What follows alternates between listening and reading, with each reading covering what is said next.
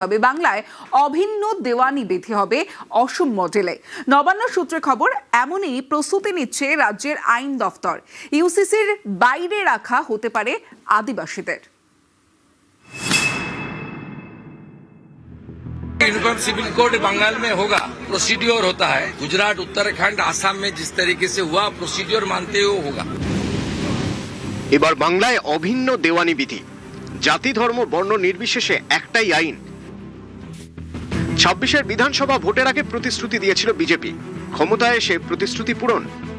সোমবার বিধানসভায় ইউসিসি নিয়ে বলবেন মুখ্যমন্ত্রী Suvendu Adhikari. Uniform civil code Bengal में होगा, प्रोसीड्योर होता है। हम लोग असेंबली में बताऊंगा, एक कमेटी बनता है एक सिटिंग जज के नेतृत्व में। गुजरात, उत्तराखंड, आसाम में जिस तरीके से हुआ प्रोसीड्योर मानते हुए होगा।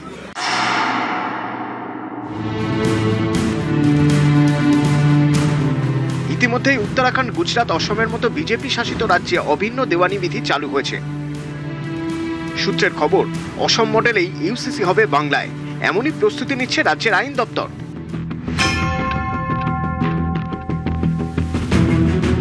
অসমে অভিন্ন দেওয়ানি বিধি আইন পাশ করিয়েছে হিমন্ত বিশ্ব শর্মার সরকার। সেই অনুযায়ী বহু বিবাহ নিষিদ্ধ, একের বেশি বিয়ে করলে 7 বছর পর্যন্ত সাজা হতে পারে। বিয়ে রেজিস্ট্রেশন করাতেই হবে। লিভ ইনের ক্ষেত্রেও রেজিস্ট্রেশন বাধ্যতামূলক। লিভ ইন সম্পর্কে হওয়া সন্তান বৈধ উত্তরাধিকারী। সম্পত্তির অধিকারে ছেলে ও মেয়ে সমান। বিয়ের ন্যূনতম বয়স ছেলেদের ক্ষেত্রে 21, মেয়েদের ক্ষেত্রে 18।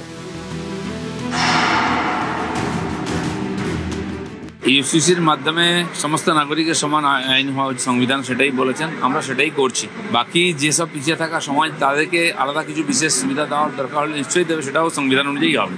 আমরা চাই যেটাই হোক সেটা সব ধর্মকে একটা মর্যাদা দিয়ে একটা ঐকমত্যের ভিত্তিতে, খুব তাড়াহুড়ো করে খুব স্পর্শকাতর কোনো বিষয়ে মানুষের মধ্যে একটা বা মানুষের মতামত গ্রহণ ছাড়া চাপিয়ে দিলে সেটা কিন্তু একটা কাউন্টার প্রোডাক্টিভ বা কাউন্টার রিয়াক্টিভ যেন কোনো কিছু না হয়।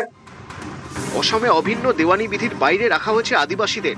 নবান্ন সূত্রে খবর, অসমের পথে হাঁটতে চলেছে পশ্চিমবঙ্গ।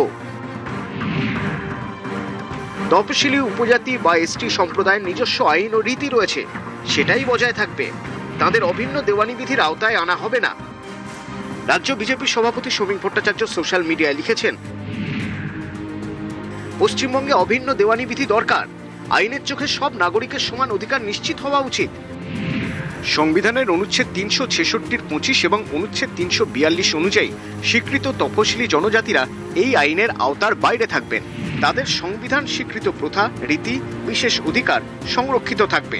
সব নাগরিকের জন্য একই বিধান। বহু বিবাহের মতো বৈষম্য দূর হবে, তবে সন্তান সংখ্যা নির্ধারণ করা ইউসিসির উদ্দেশ্য নয়।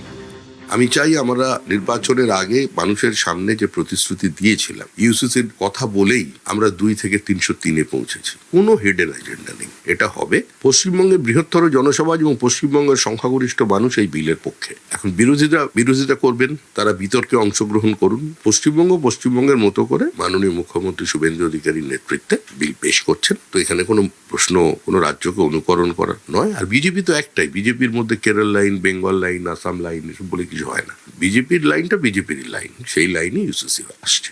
আসাম মডেলকে সামনে রেখেই এ রাজ্যে বিধানসভায় পেশ হতে চলেছে ইউনিফর্ম সিভিল কোড।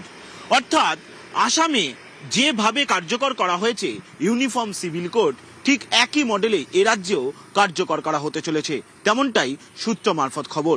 তবে সেক্ষেত্রে বিধানসভায় বিল আকারে পেশ করা হলেও আইন আকারে কার্যকর করতে সময় নেবে নয়া সরকার, তেমনটাই নবান্ন সূত্রে খবর। ক্যামেরায় সৌমেন দাসের সঙ্গে সোমরাজ বন্দ্যোপাধ্যায়, নিউজ 18 বাংলা, কলকাতা। ভোটের প্রতিশ্রুতি পালন করবে বিজেপি। অভিন্ন দেওয়ানি বিধি নিয়ে কি বললেন সুকান্ত মজুমদার, শঙ্কর ঘোষ, শোনাবো। ভারতীয় জনতা পার্টি নির্বাচনের আগে আমাদের যে সংকল্পপত্র, যাকে আমরা ভরসাপত্র নাম দিয়েছিলাম, সেখানে আমরা স্পষ্ট করে উল্লেখ করেছিলাম যে ভারতীয় জনতা পার্টি ক্ষমতায় এলে পরে আমরা ইউসিসি লাগু করব, ইউনিফর্ম সিভিল কোড লাগু করব। তো সবাই জনতা আমাদেরকে বসিয়েছে ক্ষমতায়, আমরা যা যা লিখেছিলাম তা আমরা পূরণ করব বলে আমরা এক এক করে সব পূরণ করছি। স্বাভাবিকভাবে ইউসিসিও হবে। এবং ইউসিসির যে বিষয়টি মূলত ভারতবর্ষের সংবিধানের যে মূল যে আত্মা, তার মধ্যেই আছে। সেখানে স্পষ্ট করে বলছে ভারতের সংবিধান জাতি ধর্ম বর্ণ নির্বিশেষে সকল তার যে অধিবাসী অর্থাৎ সিটিজেন তাদের প্রতি সমান আচরণ করবে, তো সেটাই হচ্ছে। এবং ইউনিফর্ম সিভিল কোড কেন দরকার আমরা সবাই জানি, ফলে এক্ষেত্রে এটা সময়ের অপেক্ষা পশ্চিমবঙ্গে ইউসিসি লাগু হবে। সর্বসম্মতিতে করতে হবে, জোর করে কিছু চাপিয়ে দেওয়া যায় না বলছেন বিধায়ক কুণাল ঘোষ।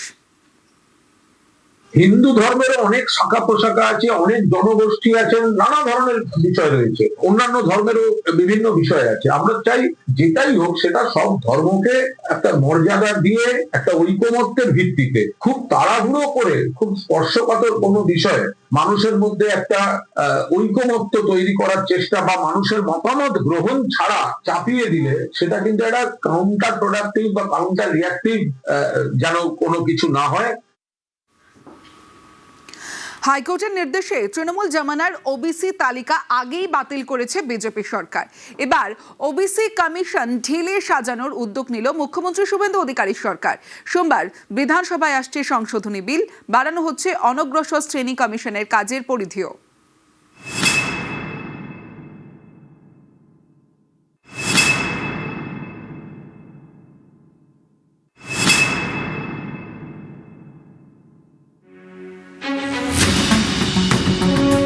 ওবিসি, আদার ব্যাকওয়ার্ড ক্লাস, অন্যান্য অনগ্রসর শ্রেণী। তৃণমূল জামানায় এই অনগ্রসর শ্রেণীর তালিকা নিয়েই ভুরি ভুরি অভিযোগ। ওবিসি তালিকায় মুসলিমদের ঢুকিয়েছিল তৃণমূল, যে তালিকা খারিজ হয়ে যায় কলকাতা হাইকোর্টে। পালাবদলের পর হাইকোর্টের নির্দেশে ওবিসি তালিকায় 66টি জনগোষ্ঠীকে মান্যতা দেয় বাংলার প্রথম বিজেপি সরকার।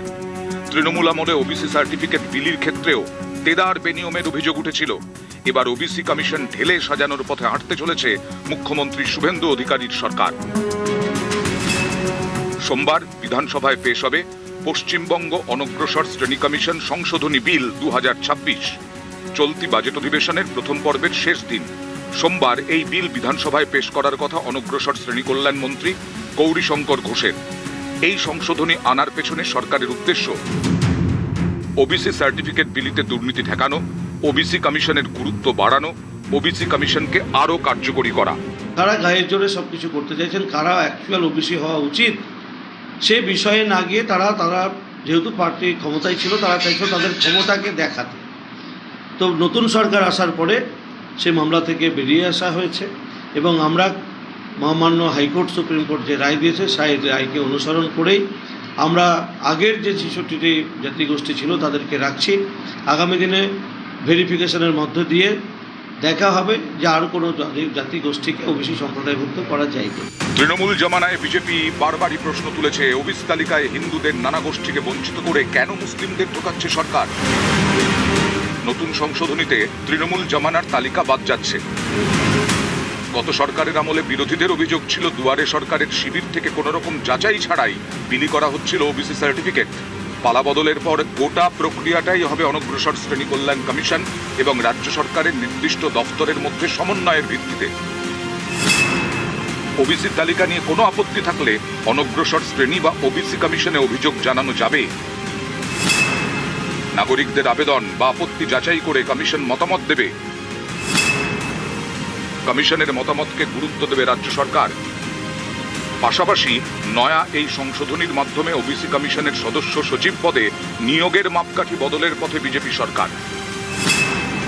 বর্তমানে সচিব স্তরে আধিকারিকদের কমিশনে নিয়োগ করা হয়। নয়া বিলে জয়েন্ট সেক্রেটারি বা ঊর্ধ্বতনদের দায়িত্ব। 3 বছরের জন্য পদে থাকবেন ওবিসি কমিশনের সদস্যরা। প্রয়োজনে তাদের মেয়াদ ঠিক করতে পারে রাজ্য সরকার।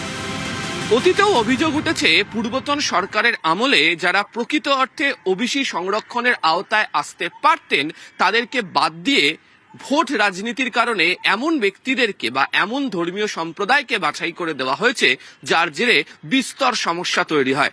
আদালতের হস্তক্ষেপে সেই সমস্যার জট কিছুটা কাটাতে পারা গেলেও নয়া আইন এনে পূর্বতন সরকারের আমলে যে প্রথাগত ভুল তৈরি হয়েছিল তাকে সম্পূর্ণভাবে মিটিয়ে ফেলতে চাইছে নতুন সরকার।